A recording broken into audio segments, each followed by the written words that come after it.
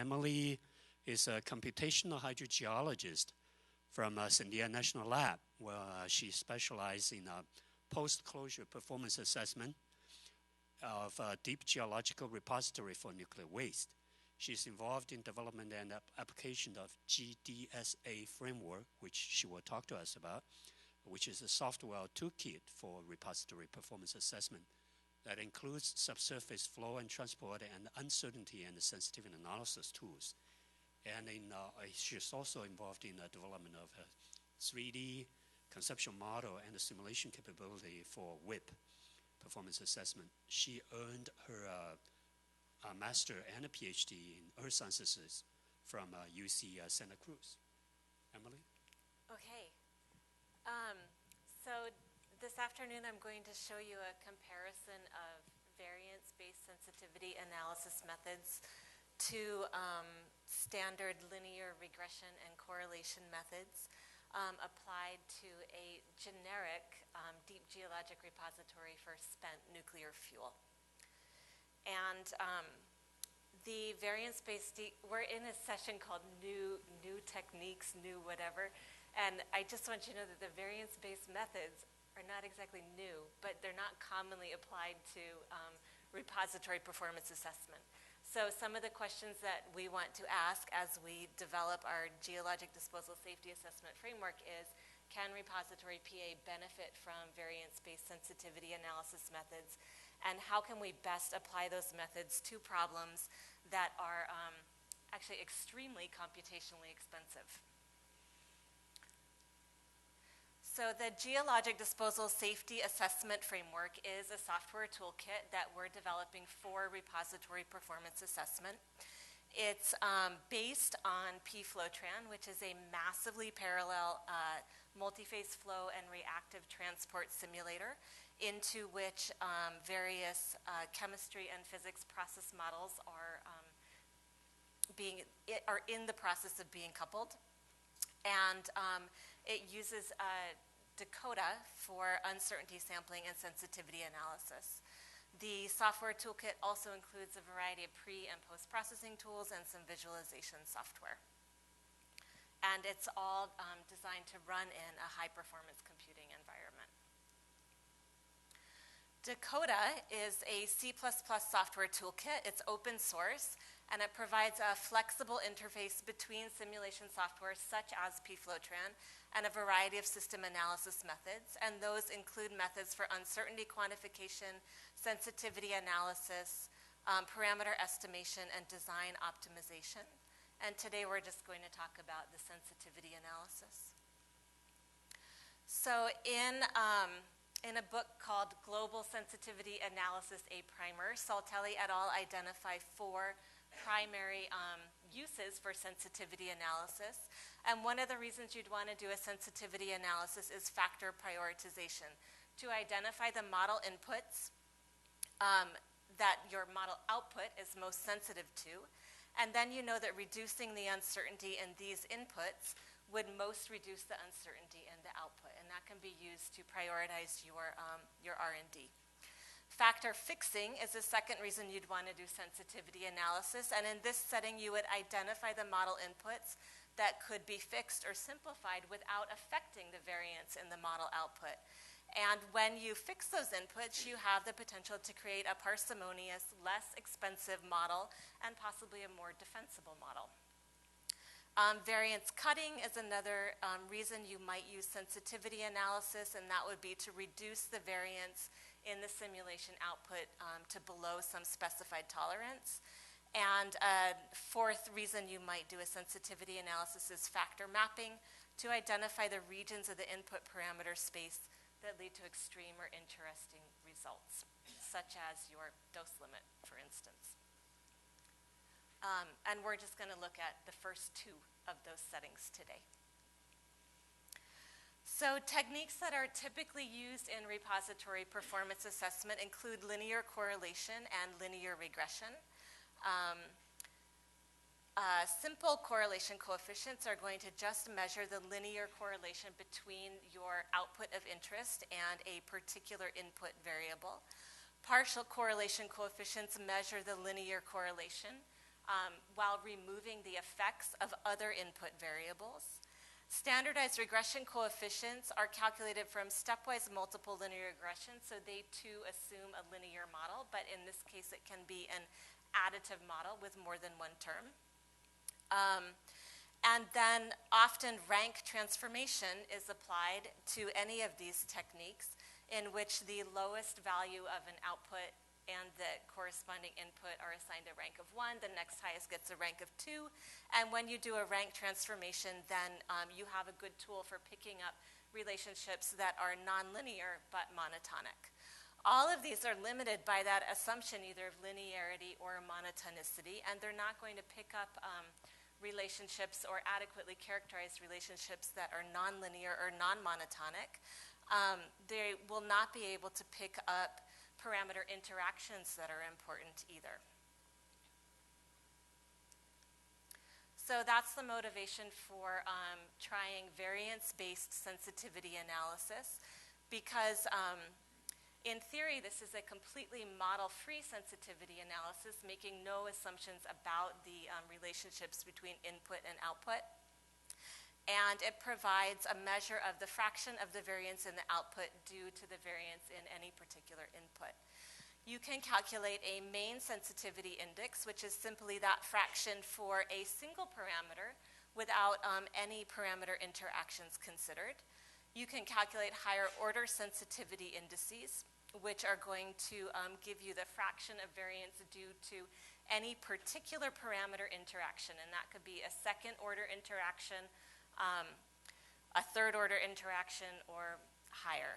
And then you can also calculate total sensitivity indices, which are the sum for any given input variable of the main sensitivity index and all of the higher order sensitivity indices that that variable is a part of. These are computationally expensive to calculate. In order to calculate all three of these, main, higher order, and total sensitivity indices, you need to evaluate your model. The number of times is the sample size raised to the number of sampled parameters. So that number gets quite big quite easily. And we're only going to look at main and total sensitivity indices. And because these are so computationally expensive to calculate, they are frequently done with surrogate models rather than straight up model evaluations of your original coupled physics and chemistry model. We've used two different surrogate model methods for calculating sensitivity indices. And the first of those is a Gaussian process surrogate. The Gaussian process predicts the most likely value of an output variable at points on a response surface. It assumes that the possible values for that output at any point are part of a normal distribution, and the variance of that distribution is smaller closer to the training points, 0 at the training points themselves, that's your original model evaluations, and larger further away. So the picture on the right from Wikipedia just shows an example of a 1D Gaussian process where the red curve is the response surface predicted by the Gaussian process surrogate. The gray is showing the distribution of possible values for y at any given point, and it's comparing it to that dashed blue, which would be just a simple regression fit, not counting for the most likely value. So once you have your surrogate model, you can then evaluate it. This is a smaller number of evaluations, just sample size times number of sampled parameters, that's d plus 2, and that won't give you the individual higher order sensitivity indices, but it will give you the main sensitivity index and the total sensitivity index for each of your input variables. The second type of surrogate model that we use to calculate sensitivity indices is a polynomial chaos expansion. And chaos is a little bit of a misnomer because these are highly ordered polynomials. And the series expansion is theoretically an infinite series comprised of orthogonal polynomials, meaning that they do not interact with each other. And once you have your polynomial chaos expansion, you could obtain all of your sensitivity indices, including particular higher order terms, from analytic functions of the coefficients on the basis polynomials. So the number of terms in your polynomial chaos expansion can be quite large. It depends on the number of sampled inputs and also on the order of the polynomial, wherever you've chosen to truncate it. So third order polynomial, fourth order polynomial, whatever that is. And those are factorials in that expression, so this quickly moves into the hundreds and thousands of terms in your polynomial expansion. For this reason, Dakota has a regression technique called compressive sensing, so that when you are fitting the coefficients for your polynomial terms, it will force unimportant coefficients to zero, and this enables you to calculate a decent polynomial chaos expansion from a limited number of model evaluations.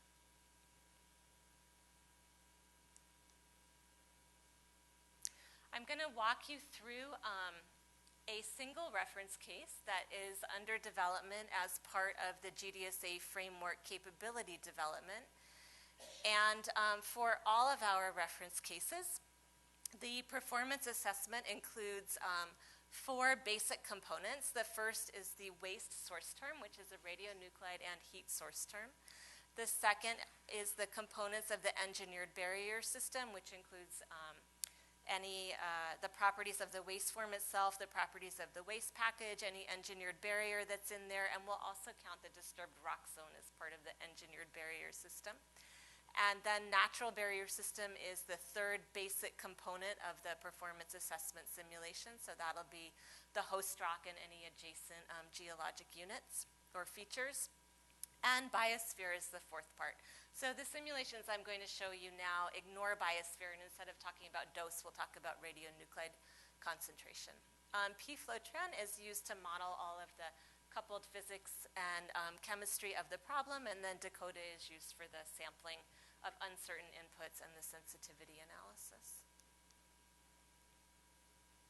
So this is the shale reference case, and that image on the left is showing you locations of deep, thick, low permeability shale formations in the United States.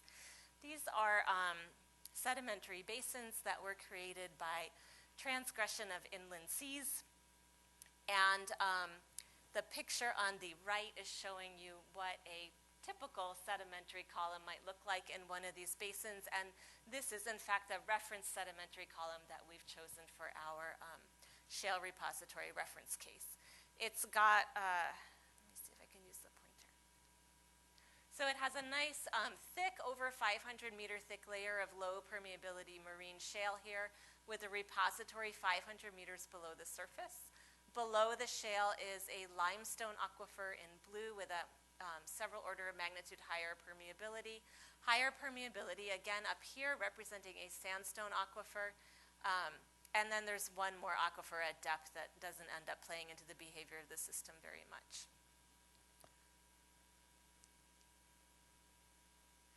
The engineered barrier system in this reference case assumes disposal of waste packages containing 12 pressurized water reactor assemblies.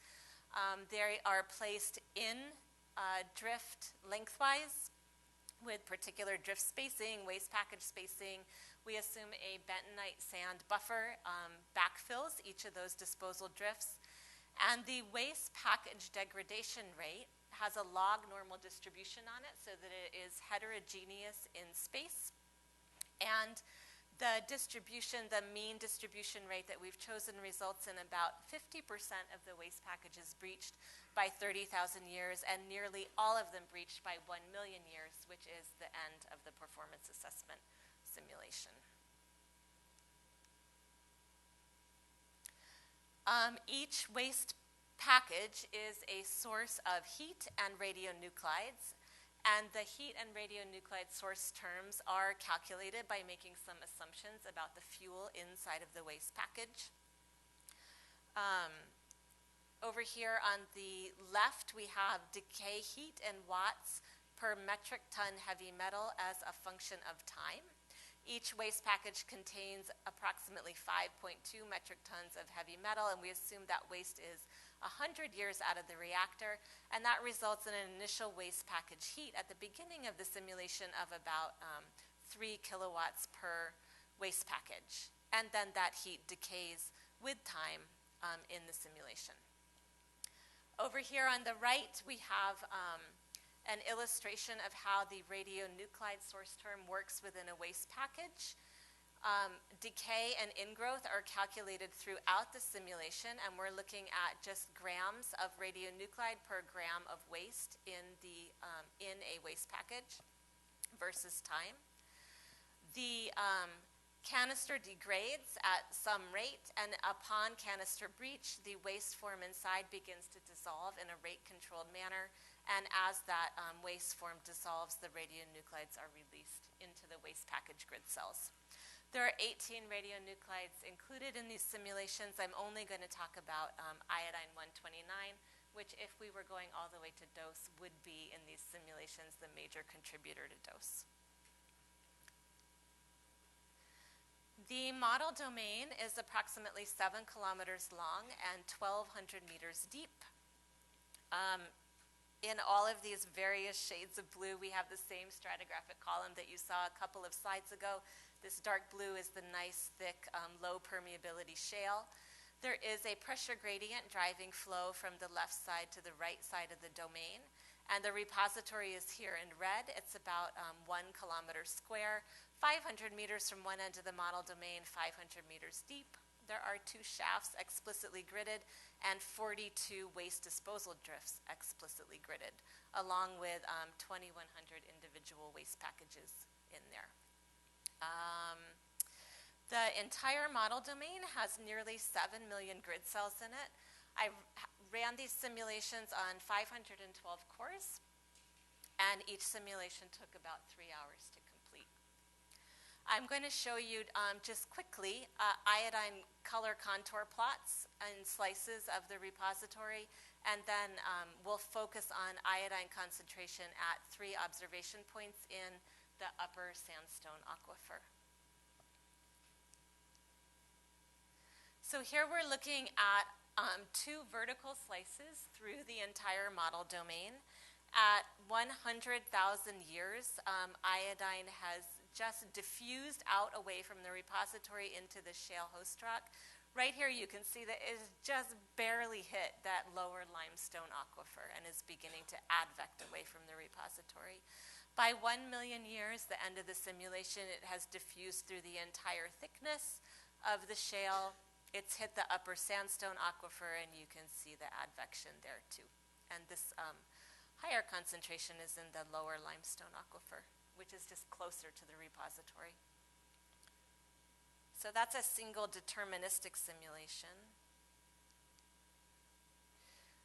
For the probabilistic calculations, we sampled 10 input parameters, including the fuel dissolution rate, the mean waste package degradation rate, the permeability of all 3 of the aquifers in the simulation, the permeability of that bentonite buffer, the permeability of the disturbed rock zone, and the porosity, which affects diffusion rate, of the host rock shale.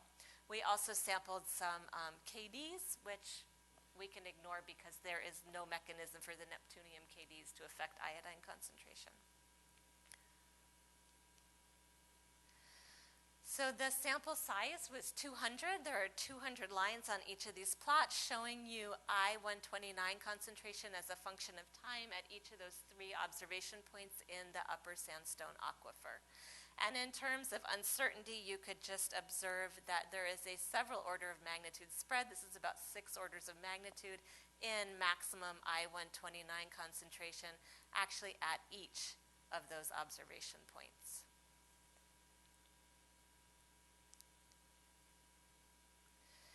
This is plotting the maximum iodine-129 concentration, again at observation points 1, the closest to the repository, 2 and 3, the furthest from the repository, versus the values of each of those sampled input parameters. And from these scatter plots, you can visually pick up that there's a definite relationship between max I-129 and the porosity of the shale. And then, especially as you move further down gradient from the repository, there is a relationship between the permeability of that sandstone aquifer and the max observed I-129 concentration.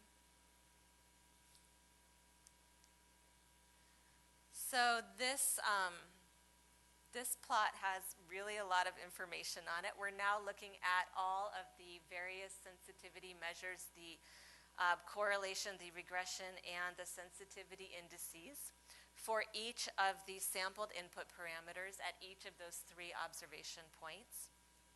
So on here in blue and orange, we have the simple and the partial correlation coefficients. In green, the standardized regression coefficients from the multiple linear regression. The red and the purple are the rank correlation coefficients. And then we have mean and total sensitivity indices calculated from the polynomial chaos expansion, and the mean and total sensitivity indices calculated from the Gaussian process surrogate model. So there are 3 main things I want you to note from what's plotted here. And the first is that all methods pick up that the shale porosity is an important input parameter to the uncertainty in the output. They all pick up that the permeability of the aquifer is an important input parameter. Then when you look at the total sensitivity index compared to the main sensitivity index, especially if you come over here and look at the observation points 2 and 3 that are further down gradient, you see that the total sensitivity index is several times larger than the main sensitivity index, and that is true for the shale porosity, for the aquifer permeability, and also for that mean waste package degradation rate. So this would indicate that parameter interactions contribute to the uncertainty in the output parameter. And the third thing I want you to note is that there are several input parameters whose total sensitivity indices are very near 0. So that the total sensitivity index is very near 0 actually indicates that these parameters have next to no influence on the uncertainty in the output, and their values could be fixed without affecting the uncertainty in the output.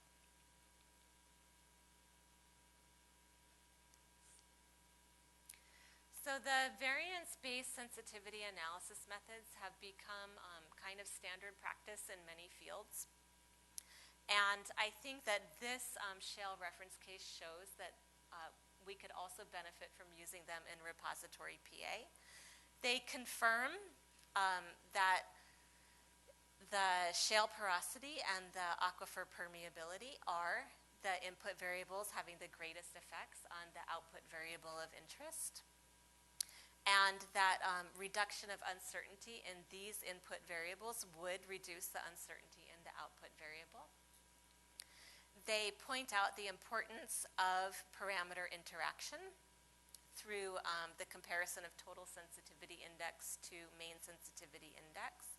And that finding of near 0 total sensitivity index for some of the parameters, including the permeability of the disturbed rock zone and the permeability of the buffer, indicates that values of these input variables could be fixed without affecting the uncertainty in the iodine 129 concentration.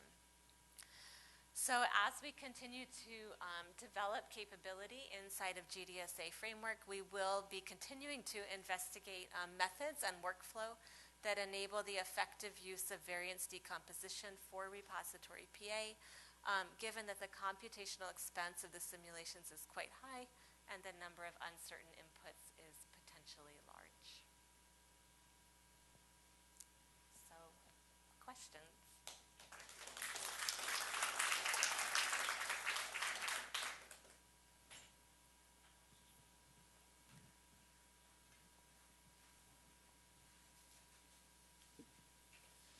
Thank you. That was very interesting.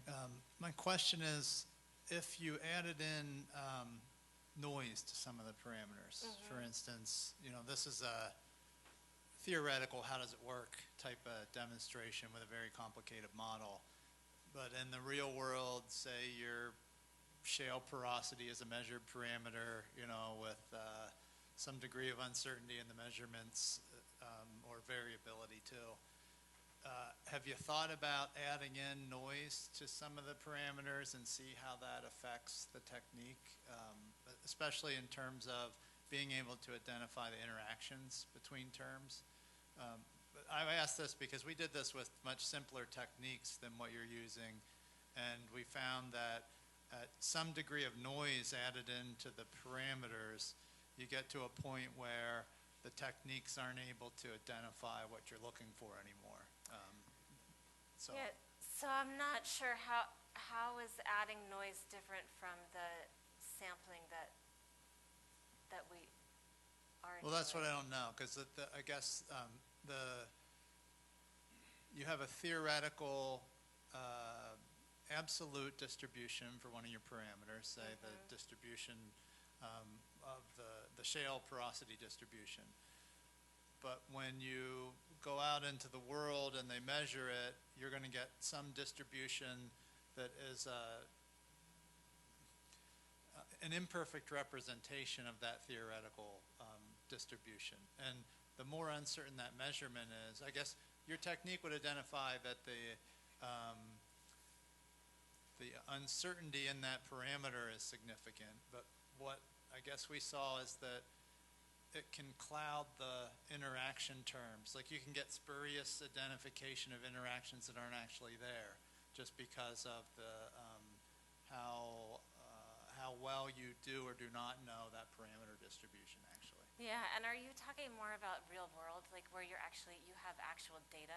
And Well, the we did it theoretically, data has but then noise in it. we were interested in, because the theory is you sit in your office and you make these models and you do the type of work you can, but then when we wanted to know how well, if we applied the various techniques on real data, would they stand up? And so in lieu of not having actual real data on different repositories in the US besides one that is kind of stuck at the moment,